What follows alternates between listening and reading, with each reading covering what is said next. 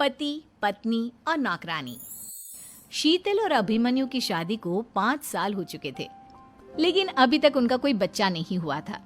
इसकी वजह से शीतल और अभिमन्यु परेशान रहते थे, लेकिन उन दोनों से ज्यादा परेशान थी शीतल की सास, यानी अभिमन्यु की माँ जानकी देवी। जानकी देवी चाहती थी कि जल्दी से जल्दी उनकी गोद में पोता या पोती आ जाए, और इसीलिए वो अपनी बहू शीतल को लेकर एक दिन हॉस्पिटल पहुंची। डॉक्टर मैडम, जरा ठीक से चेक करके बताइए ना। कई बड़े बड़े डॉक्टर को दिखाया है, लेकिन मेरी बहू माँ ही नहीं बन पाती। मैंने शीतल को बहुत अच्छे से चेकअप किया है। देखिए, बात यह है कि शीतल के अंदर माँ बनने की कैपेसिटी। पति, पत्नी और नौकरानी। शीतल और अभिमन्यु की शादी को 5 साल हो चुके थे, लेकिन अभी तक उनका कोई बच्चा नहीं हुआ था। इसकी वजह से शीतल और अभिमन्यु परेशान रहते थे, लेकिन उन दोनों से ज्यादा परेशान थी शीतल की सास, यानी अभिमन्यु की माँ जानकी देवी। जानकी देवी चाहती थी कि जल्दी से जल्दी उनकी गोद में पोता या पोती आ जाए, और इसीलिए वो अपनी बहू शीतल को लेकर एक दिन हॉस्पिटल पहुंची। डॉक्टर मैडम, जरा ठीक से चेक करके बताइए ना। कई बड़े बड़े डॉक्टर को दिखाया है, लेकिन मेरी बहू माँ ही नहीं बन पाती। मैंने शीतल को बहुत अच्छे से चेकअप किया है। देखिए, बात यह है कि शीतल के अंदर माँ बनने की कैपेसिटी नहीं है। ये आप क्या कह रही हैं डॉक्टर साहब? कोई तो इलाज होगा ना, कोई दवाई दे दीजिए।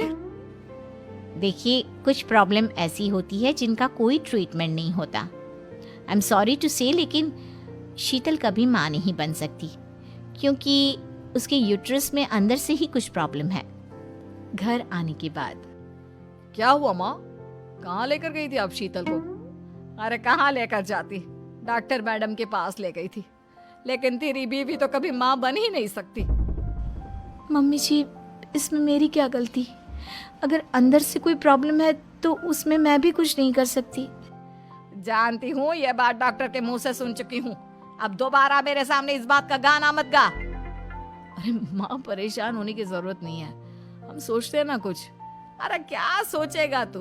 जब डॉक्टर कह चुका है कि तेरी बीवी माँ नहीं बन सकती, तो बता क्या सोचेगा तू? कहाँ से लाएगा बच्चा? माँ, ये तो मैं भी नहीं जानता। अभिमन्यु, क्यों ना हम अनाथ आश्रम से एक बच्चा गोद ले आए? क्या फर्क पड़ता है बच्चा हमारा हो या गोद लिया हुआ? हाय, बड़ी बातें बनाने वाली। क्या फर्क पड़ता है? अरे क्यों फर्क नहीं पड़ता? मुझे इस वंश को आगे बढ़ाने के लिए मेरे बेटे का खून चाहिए, किसी दूसरे का नहीं। लेकिन माँ, आप जानती हैं कि ये अब पॉसिबल नहीं है। मैं कुछ नहीं जानती। मैं किसी पराये की औलाद को इस घर में अपना पोता या पोती बन के बढ़ता हुआ नहीं देख सकती। मेरा वंश मेरे बेटे के खून से ही आगे बढ़ेगा। लेकिन मम्मी जी, ऐसा कैसे हो पाएगा? आप अच्छी तरह जानती है ना, मेरा और अभिमन्यु का बच्चा नहीं हो सकता। तो मैं अपने बेटे की दूसरी शादी करवाऊंगी, और अपनी दूसरी बीवी से ये मुझे बच्चा पैदा करके देगा। ये आप क्या कह रही हैं माँ? मैं किसी और से शादी नहीं करने वाला। मेरे रहते हुए आप अभिमन्यु की शादी किसी और से करवाएंगी? मम्मी जी, आप ऐसा कैसे कर सकती हैं? तू बस देखती जा बहू, मैं ऐसा कैसे कर सकती हूँ। कुछ दिनों के बाद, अभिमन्यु, मैंने तेरे लिए लड़की ढूंढ ली है। माँ, मैं आपको कितनी बार समझाऊं, मुझे किसी से शादी नहीं करनी है। पहले मेरी बात सुन। ये जो चमेली है ना, हमारे घर में काम करने आती है, वो तुझसे शादी करने के लिए तैयार है। मम्मी जी, आप अभिमन्यु की शादी एक नौकरानी के साथ करवाएंगी? वो इसलिए क्योंकि चमेली दिखने में बहुत खूबसूरत है, बच्चा भी सुंदर ही होगा। मम्मी जी, लेकिन एक बच्चे के लिए अपने बेटे की शादी नौकरानी के साथ करवाना, क्या ये सही है? अगर अभिमन्यु ने शादी नहीं की ना, तो मैं अपनी जान दे दूंगी। अब देख लो, अगर तुम्हें अपनी माँ की जान प्यारी है तो तुम्हें इस नौकरानी के साथ शादी करनी ही होगी। इस तरह जानकी देवी अपने बेटे अभिमन्यु की शादी नौकरानी चमेली के साथ करवा देती है। कुछ दिनों के बाद, नौकरानी से मालकिन बन के तो मजा आ गया। अब तो मैं इस घर की मालकिन हूँ। देखो, अपने आप को ज्यादा मालकिन समझने की कोशिश मत करो। एक बार तुम्हारा और अभिमन्यु का बच्चा इस दुनिया में आ जाए, उसके बाद तुम इस घर से हमेशा के लिए चली जाना। अरे जाओ जाओ, किसी और के आगे बातें बनाना। एक बच्चा तो पैदा नहीं कर सकी। बढ़िया आई, जाओ जाकर मेरे लिए कॉफी बना कर लाओ। नौकरानी मैं हूँ या तुम?